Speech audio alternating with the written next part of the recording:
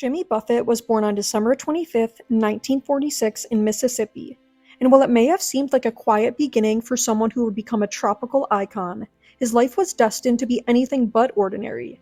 Raised in the port town of Mobile, Alabama, Buffett grew up surrounded by the rhythms of the Gulf Coast, where the water, the boats, the breeze, and the stories of sailors planted early seeds that would bloom into one of the most distinctive American careers in music, writing, and business. His early life was shaped by Southern traditions, Catholic school, and the sounds of folk and country music.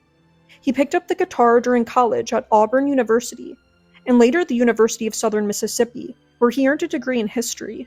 But their real education came on the road, playing in bars, busking, and slowly finding his voice as an artist. He wasn't an overnight success, but what he lacked in chart-topping hits early on, he made up for in persistence, charm, and a growing ability to capture the feeling of being somewhere warm with nowhere to be. In the early 1970s, Buffett moved to Key West, Florida, a quirky haven for misfits, writers, and wanderers. That move would change everything. Key West wasn't just a backdrop, it was a character in his life and music. The bars, the boats, the people, the sunrises and hangovers, and old sailors, and stray cats. It all became part of his mythology. He blended country storytelling with island escapism, and from that unique mix came a sound and vibe entirely his own. His breakthrough came with the 1977 song Margaritaville, a song about a man wasting away in a beach town, watching his life drift by with booze and regret, but set to a tune so relaxed and breezy that it became an anthem for anyone dreaming of escaping the grind. Margaritaville wasn't just a hit, it was a lifestyle. It captured something that millions of people felt but couldn't articulate.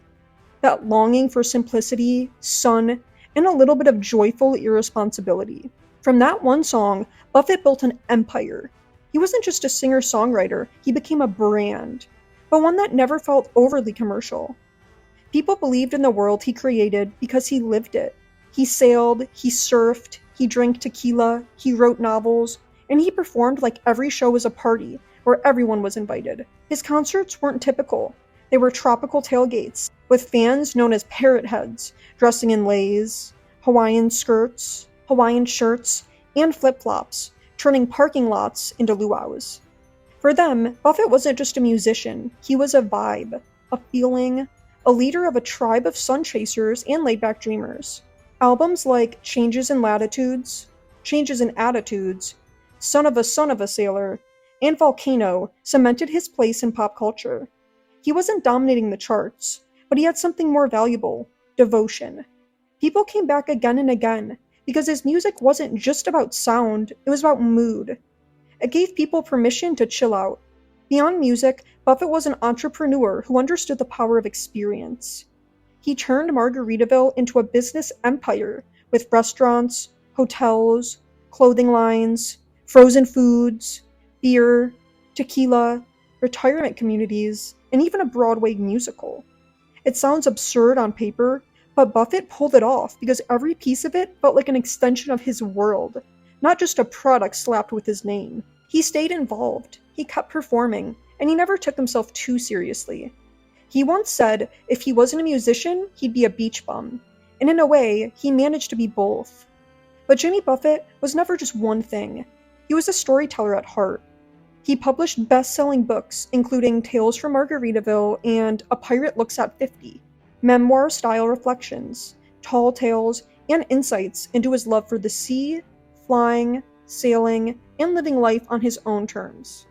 He was a licensed pilot, a sailor, a fisherman, and someone who made friends in every port. He supported ocean conservation and causes related to the environment, showing a deep respect for the places that inspired him. His music evolved over the years, mixing country, rock, folk, calypso, and even jazz elements, but it always had that unmistakable Buffett flavor. His lyrics were funny, reflective, and often poignant. Songs like Come Monday and He Went to Paris showed his range, touching on themes of love, loss, and aging with grace. He wasn't afraid to poke fun at himself or the absurdities of modern life. His humor was warm, his voice approachable, and his worldview grounded in gratitude and adventure. In many ways, Buffett created a fantasy world that felt real, a place where people could go when life felt too heavy. And yet, he himself never lost touch with reality. He was a husband and father who valued his family deeply. Married to Jane Slogsville since the late 1970s, they raised 3 children and maintained a relatively private and stable family life, despite his fame. That balance between public persona and personal grounding was part of what made Buffett so enduring. He gave people escape, while also living with purpose. He was also one of the savviest businessmen in the entertainment world, turning his laid-back image into a brand worth hundreds of millions of dollars.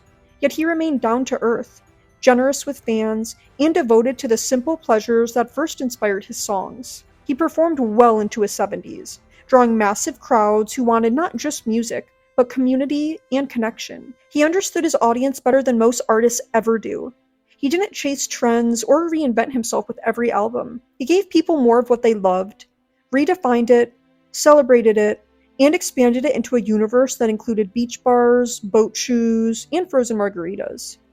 But he also grew older with his audience, allowing his later music to reflect on the passage of time, memory, and mortality, without losing the sparkle that made him beloved in the first place. Jimmy Buffett passed away on September 1st, 2023, after a private battle with a rare form of skin cancer. But the world he created lives on. His songs are still sung in beach bars and living rooms. His name is on the signs of hotels and restaurants where people gather to laugh, relax, and toast to nothing in particular. His books are still read on porches and hammocks. His voice still floats through the air like a breeze of the ocean, bringing with it memories of vacations, road trips, and carefree afternoons. Buffett's legacy isn't just in the millions of records he sold or the businesses he built. It's in the feeling he gave people, the permission to slow down, to find joy in the simple things, to dream about a place where worries melt away with the tide. He reminded us that life doesn't have to be a rat race, that there's magic in leisure, and that even in a fast-paced world, we can still find our own Margaritaville. He bridged the gap between the everyday and the extraordinary, showing that you don't have to be perfect or polished to be profound. His songs made people laugh, think, sway, and sing along, often all at once. And through it all, he remained authentic, approachable, and generous. He didn't just build a career, he built a movement, one that continues to inspire new generations to seek out the sun, sip slowly, and dance barefoot whenever possible. Jimmy Buffett's story is one of reinvention, resilience, and remarkable joy. He took a simple dream, singing songs about the beach and living free, and turned it into a lifetime of memories for millions of people. And while he may be gone, the world he imagined is still open to anyone who needs it. Just close your eyes, listen to the music, and drift away to where the weather is always warm, the drinks are always cold, and the worries never last long. That was Jimmy's gift. He turned a lifestyle into a legacy, and his songs into a sanctuary. Like, comment, and subscribe for daily history and culture content.